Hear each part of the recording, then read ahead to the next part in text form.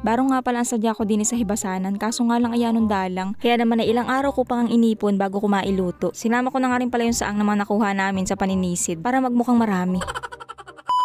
At yun na nga guys, for today's video ay ilang araw na nga pala ako nag-iipon ng mga barong kasi nga napakadalang din sa hibasanan. May nag-request kasi sa akin na magluto daw ako ng ganito, kaso nga lang ay medyo madalang. Hindi lang medyo, talagang madalang. Pero okay nga lang yun dahil matagal naman ang buhay ng barong at binubuhay ko nga siya doon sa akin pinagbubuhayan ng hipon. Actually 2 linggo ko na siyang iniipon at hindi pa rin yung sasapat kapag alutuin ko. Baka yun ay wala pang 1 dakot kapag nakuha ang laman at yan liliit lang din naman ang laman nun. Paano ta kapag ako'y napunta ng hibasanan nakakuha lang ako ng 1, 2, 3, siguro naman ngayon ay 4 na makukuha ko. Matagal na nga pala itong video na ito pero ngayon ko nga lang maia-upload. Yung ibang kuha ko dito ay yung pa yung mga nakaraan kong panghibasan. Kumbaga pinagtagpi-tagpi ko na nga lang at yanong dalang nga. Bago nga pala ako pumunta ng hibasanan ay nanguha muna ako dito ng mga kahoy na pwedeng ulingin. Ito nga pala yung mga naanod lang din sa tabing dagat. Ang tawag namin sa ganitong kahoy ay mga daghit. Ang mga ganitong klase ng kahoy ay magagaan lang at madaling mapugnaw. Pero malaking tulong nga ito sa amin kapag kami nakapulot ng mga ganito at inuuling namin. Parang nga naman hindi na kami bibili pa ng aming apang gatong dahil kami na mismo ang nag-uuling. Pero hindi lang naman lahat ganito ang mga napupulot naming kahoy. Meron din mga pipisik. Iniipon nga lang pala muna namin yan dito tapos kukunin na lang namin ng bangka. Kasi kapag nag-high tide ay umaabot dito ang tubig at pwede ka magbangka. Tapos may nakita nga rin pala ako ditong kawayan at tinali ko na nga para hindi nakunin pa ng iba. Medyo makulimlim nga pala at gawa ng hapon ngayon ng hibas. Nga pala balak sana namin ulit na bumalik sa dagat para manisid ang mga iba pang lamang dagat. Kaso nga lang ngayon ay napakasama na naman ng panahon at napakalakas ng alon. 2 araw nga lang at ako malma tapos ayan na naman at napakalakas na naman ng alon. Ano ba namang bagyo yan at wala nang kaubusan. Kakatapos lang ay meron na naman. Kaya naman ngayon ito muna ang i-upload ko itong mga nakatambak na video sa gallery ko. So yun na nga, may nakita na nga pala ako ditong barong. Ang mga ganitong klase nga pala ng kabibi ay madalas ay hindi mo agad siya mapapansin kapag siya ay nasa batuhan o di kaya naman nasa buhanginan. Kasi minsan yung pagkakabaon nila sa buhangin ay halos walang makita. Makikita mo lang sila kasi gawa ng laman. Pero minsan nga ay madali mo lang din siya mapapansin at nakalabas nga yung bagal sa buhangin. Mapabuhangin nga o batuhan ay pwede kang makakita ng ganito. Kaya nga lang din sa amin ay medyo madalang na. Madalang na dito sa hibasanan pero dun nga daw sa pinanisira ni Papa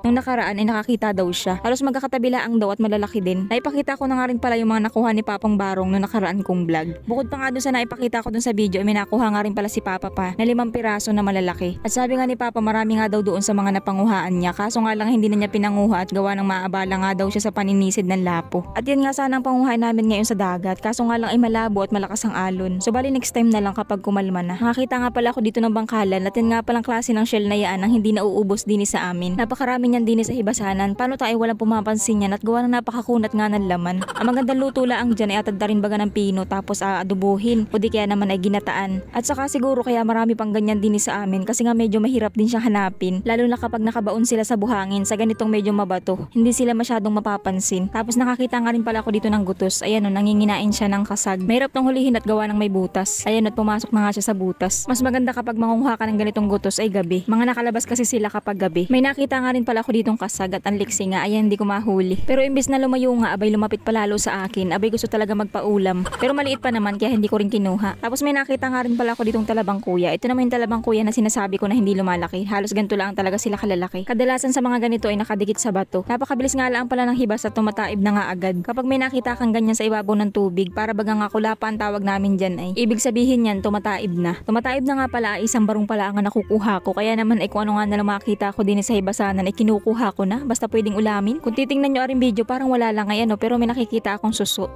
Ayan no, kapag talagang lagi ka na sa hibasanan ay masasanay ka na sa pangunguha ng suso. Minsan nga ay kahit bato inaakala mo rin suso ay. Tapos nakakita nga rin pala ako dito ng balat ng paros. Kung naaalala nyo na nakaraan kong vlog, nanguha kami ng paros sa Padre Burgos, Quezon. Ay meron din naman pala din sa amin. Kaso nga lang hindi ako marunong manguha ng ganito. Yung mga nakikita ko lang dito ay yung mga ganaring bagalaang. So ayun na nga, nakakita nga pala ulit ako ng barong. Nga pala dati ko pa itong gustong i-content. Kaso nga lang ay madalang. Pero ang ginagawa ko nga noon, kapag nakakita ako sa hibasanan, ang ginagawa ko tinatandaan ko na lang muna at hindi ko na muna kinukuha. Tapos kapag marami na saka ko abalikan. Kaso nga lang pagbalik ko ay wala na. Ganun nga talaga kapag iniwan mo ay wala ka na nga asahang pang abalikan.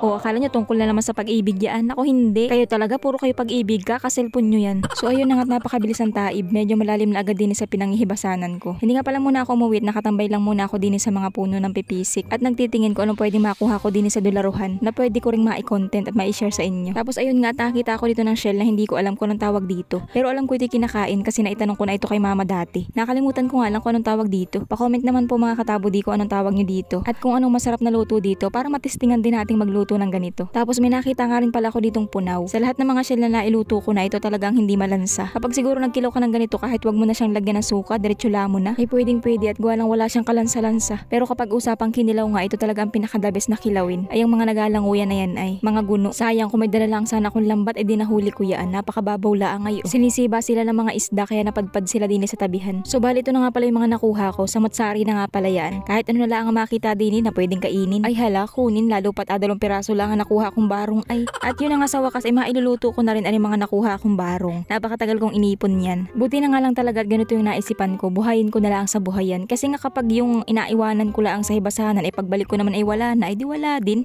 Ilalaga ko nga pala muna yan para mabilis tanggalin yung laman. Pero ito nga isa na ito ay bubuksan ko muna at gawa ng may nakita ako nito sa video. Na kapag binubuksan nila ay nakakakuha sila ng perlas. O ay sinong pinga ang maniniwala na nakakakuha sila ng iba't ibang klase ng perlas sa iisang syalaang? Ay di ako. Aba ay malay natin, dito na ako yumaman. Pero yun na nga at wala naman pala. Nga pala isasama ko rin dito yung mga nakuha ni Papa sa paninisid na barong. Tapos may 4 na klase nga pala ako ng shell din sa aking buhayan na hindi ko muna sila lulutuin at dadagdagan ko muna. So ayun, matapos ko nga pala maglaga nito ay tinuklap ko na nga pala yung mga laman. At hindi na ako nagulat na maliliit lang ang laman nila kasi ganyan naman talaga ang mga barong. Malaki lang ang kanilang bagal, maliit naman ang kanilang laman. May 2 klase nga pala ang barong, yung malalapad at saka yung mahaba na payat. At ito nga mga nakuha ko ay malalapad na punggok. At saka nga pala yung mga barong na mahaba ay may mga buhangin pala ang laman nun. Hindi nga tulad nitong malalapad na walang buhangin. Nga pala kapag magtatanggal ka ng laman nito, dapat tanggalin mo rin yung parang buhok niya. Yun yung pinangkakapit niya baga sa buhangin. Nga pala itong mga talabang kuyang maliliit ay parang barong din ang laman nila. Pero mas masarap ang laman nito kaysa sa barong. At saka nakakatuwa dito ang lalaki ng laman nila. Nakakamiss na mag-ulam ng ganito. Next time kapag malaki ang hibas ay mangunguha tayo ng ganito. May lugar kasi dito na maraming ganito. Kaso nga lang ay bihira lang yun mahibasan. Palito nga pala mga saang ay iihawin ko na lang sana yan. Kaso nga lang isinama ko na dito para magmukhang marami at akaunti lang kasi yung mga laman na nakuha ko. Nga pala para sa mga nagtatanong sa akin, bakit daw madalang na ako mag-upload sa TikTok? Kasi po kapag ako nag-upload sa TikTok ay naku, inaabot na lang ako ng 3 hours sa hindi pa man laang ma-upload. Tapos nagalag palagi ang aking cellphone doon. Tapos napakarami ko ring basher doon. Kaya ako inaabutan ng tamad.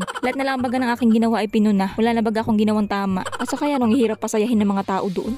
Charis, pero ang pinakadahilan talaga ay napakabagal ng signal. Ikaw ba naman ang aganahan sa pag-upload? In-upload mo ng alas 8 tapos magigising ka kinabukasan, uploading pa rin. Pero ngayon ngay makakapag-upload na ulit ako sa TikTok kasi nahanap ko na kung saan baga malakas ang signal din sa amin. Nga pala para sa mga nagtatanong kung kumikita daw ba ang mga video ko sa TikTok. Wala po akong kinikita doon. Kumikita lang ako sa TikTok sa pamamagitan ng pag-affiliate o yung pagpo-promote baga ng mga product. So yun na nga, mabalik tayo. Adobo sa gata nga pala ang ginawa kong luto dito. Nilagyan ko nga lang pala yan ng carrots kasi nga ay may nakita akong carrots sa aming basket na masisira na hindi naman inaluto. Kaya naman niluto ko na at gawa ng sayang. So yun na nga mga katabo, di kain po tayo. Nga pala para sa mga nagsasabi na habaan ko man lang daw yung video ko habang kumakain. Sige po, next time habaan ko na. Sa ngayon kasi ay maikli pa rin. So yun lang, bye!